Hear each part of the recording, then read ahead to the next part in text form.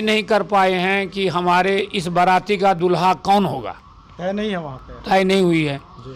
कभी तेजस्वी यादव जी बताते हैं कि मैं मुख्यमंत्री बनूंगा। विकास पुरुष माननीय मुख्यमंत्री श्री नीतीश कुमार के आगे में कोई मुख्यमंत्री कैंडिडेट नहीं है एनडीए में। और माननीय मुख्यमंत्री जी को संयोजक अगर बना दिया जाता है तो जो भी छोटी छोटी दलें हैं उन दल को हमारे माननीय मुख्यमंत्री के प्रति विश्वास और जगेगा, मजबूत होगा। कमेटी बन जाती है तो ये बहुत अच्छा मैसेज जाएगा जनता के बीच भी, उसके बाद पदाधिकारियों के बीच भी, या जितने भी एमएलए के कैंडिडेट अपने आप को घोषित करना चाहते हैं उन लोग भी अच्छा मैसेज जाएगा। नमस्कार, न्यूज़ फाउंडेशन देख रहे हैं आप। मैं हूं आपके साथ धीरज सिंह। इस साल के अंत में बिहार में विधानसभा का चुनाव होना, उससे पहले नेता प्रतिपक्ष तेजस्वी यादव चुनाव को लेकर एग्रेसिव मोड में नजर आ रहे हैं। हमारे साथ है जेडीयू सांसद रामप्रीत मंडल जी। सर, तेजस्वी यादव इन दिनों एग्रेसिव मोड में नजर आ रहे हैं, अलग अलग समाज की बैठक कर रहे हैं, अलग अलग कार्यक्रम कर रहे हैं, दावा कर रहे हैं कि इस बार बिहार में महागठबंधन की सरकार बनने जा रही है। पहले तो कैसे देखते हैं उनके दावे को? देखिए, इंडिया गठबंधन अभी तक तय नहीं कर पाए हैं कि हमारे इस बाराती का दूल्हा कौन होगा। तय नहीं है वहाँ पे। तय नहीं हुई है। जी। कभी तेजस्वी यादव जी बताते हैं कि मैं मुख्यमंत्री बनूंगा, उनके प्रवक्ता सब जगह बोलते हैं, और कांग्रेस वाले बोलते हैं कि चुनाव के नतीजा आने के बाद हम घोषित करेंगे। तो देखिए वहाँ क्या है, मुझे जैसी जानकारी मिली है कि अभी तक इंडिया गठबंधन में संगठन मजबूत नहीं हुआ है। मिल बैठ कर के लोग तय नहीं कर पा रहे हैं, कन्फ्यूज। एक तो ये कन्फ्यूज पार्टी है और कन्फ्यूजन पैदा करते हैं जनता के बीच में। जहाँ तक एनडीए का सवाल है, मैं बता दूं कि 24 अप्रैल को जो सभा हुई, ऐतिहासिक सभा, वो सभा पूरे बिहार ही नहीं पूरे हिंदुस्तान को बता दिया कि अभी भी माननीय प्रधानमंत्री और माननीय मुख्यमंत्री नीतीश कुमार का जलवा पूरे देश में है, देश दुनिया में भी। जी, इसीलिए लोग घबराए हुए हैं। और उस रोज़ को मीटिंग को देखते हुए, बैठक को देखते हुए, जनसभा को देखते हुए लोगों में एक डर सा भावना पैदा हो गया है महागठबंधन के लोगों में। तो अभी तक तय नहीं कर पाए हैं।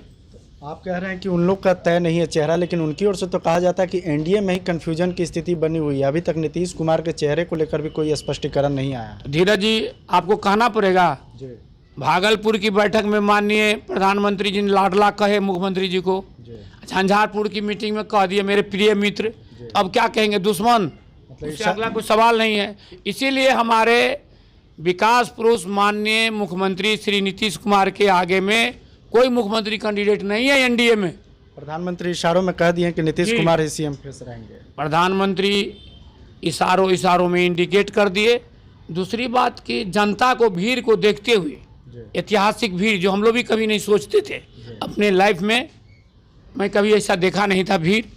मैंने बहुत प्रधानमंत्री को बैठक में देखा हूँ, असम में मोरारजी देसाई को देखा हूँ, इंदिरा गांधी को भी देखा हूँ, लेकिन जो ऐतिहासिक भीड़ हुई 24 तारीख को, उस भीड़ को देखते कि हुए हम लोग 2025 में सरकार बनाने जा रहे हैं, कोई मुद्दा अब उन लोगों के पास नहीं है। डेली बैठकें कर रहे हैं लेकिन बैठक सक्सेसफुल नहीं हो रही है उन लोगों का।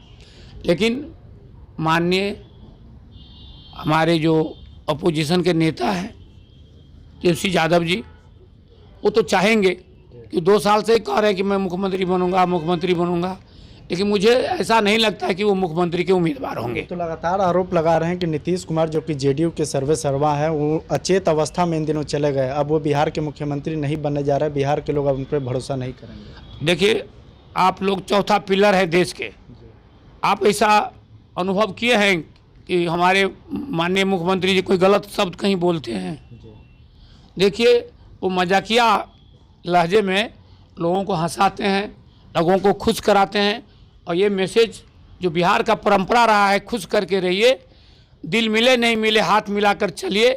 हमारे माननीय मुख्यमंत्री जी हाथ मिला के, दिल मिला के चल रहे हैं। एक सवाल है सर कि चुनाव अब आने ही वाला है, एनडीए में सीट शेयरिंग को लेकर कब तक स्पष्टीकरण हो जाएगा? चूँकि जीतन राम मांझी ने भी गृह मंत्री से मुलाकात की है, क्या लगता है कि कब तक सीट शेयरिंग का हो जाएगा सब कुछ? देखिए, मेरा व्यक्तिगत सुझाव होगा माननीय प्रधानमंत्री से और एनडीए के जितने भी घटक दल हैं कि पहले स्वर्गीय वाजपेयी जी के समय में भी जौहर साहब हुआ करते थे संयोजक, उसके बाद स्वर्गीय शरद यादव जी हुए, तो बीजेपी के बाद बड़ी पार्टी जनता दल यू है।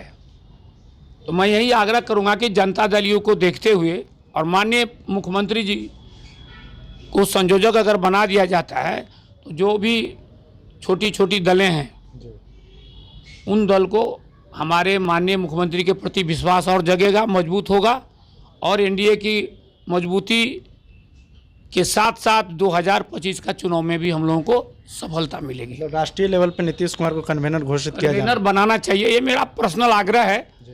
हमारे आदरणीय मुख्यमंत्री जी को अब क्या चाहिए? विकास के साथ साथ देश दुनिया में उनका नाम अगर संयोजक से जाता है तो ये मैसेज हमारे जनता मालिक को अच्छा जाएगा और 2025 में भारी मतों से चुनाव जीत करके हम लोग एनडीए की सरकार बनाएंगे। आखिर में एक सवाल है कि महागठबंधन में कोऑर्डिनेशन कमेटी बनाया गया, जो पांचों जो उनके यहाँ गठबंधन के जो साथी हैं उन लोग आपस में बैठकर बातचीत करते हैं।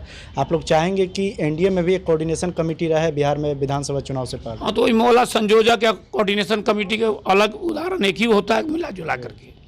तो अगर कोऑर्डिनेशन कमेटी बन जाती है तो ये बहुत अच्छा मैसेज जाएगा जनता के बीच भी, उसके बाद पदाधिकारियों के बीच भी, या जितने भी एमएलए के कैंडिडेट अपने आप को घोषित करना चाहते हैं उन लोग भी अच्छा मैसेज जाएगा। कोऑर्डिनेशन कमेटी भी बननी चाहिए, संयोजक भी बनना चाहिए, जो दोनों को मिला के जो आप बोलिए। और अंत में एक चीज़ और आपको कहना चाहूँगा, जो कुछ दिन पहले आप ऑफ द रिकॉर्ड पूछे थे, बिहार में जिस तरह से अभी जनसभा हुई आपने देखा होगा कि 7 लाख लोगों में ज़्यादातर लोग गरीब तबके के लोग आए थे, अति पिछड़ा, दलित, महादलित, अल्पसंख्यक। महाजुटान हुआ तो मखाना बोर्ड का गठन किया गया है इस बजट में। तो माननीय प्रधानमंत्री जी से और माननीय नीतीश कुमार जी से, एनडीए गठबंधन से सारे लोगों से मैं आग्रह गुजारिश करना चाहूँगा कि मखाना बोर्ड का अगर गठन हो तो चेयरमैन अति पिछड़ा या पिछड़ा वर्ग से हो। मखाना का खेती ज़्यादातर गरीब लोग करते हैं, ये पूरे संसार को मालूम है और मखाना को मिथिला टैग मिला है, जीआई टैग मिला है। इसके लिए मैं भी प्रधानमंत्री जी और वित्त मंत्री के बहुत बहुत धन्यवाद देता हूँ। चलिए, तो बहुत बहुत धन्यवाद। ये जेडीयू सांसद रामप्रीत मंडल जी। दिल्ली से न्यूज़ फॉर नेशन के लिए मैं धीरज सिंह।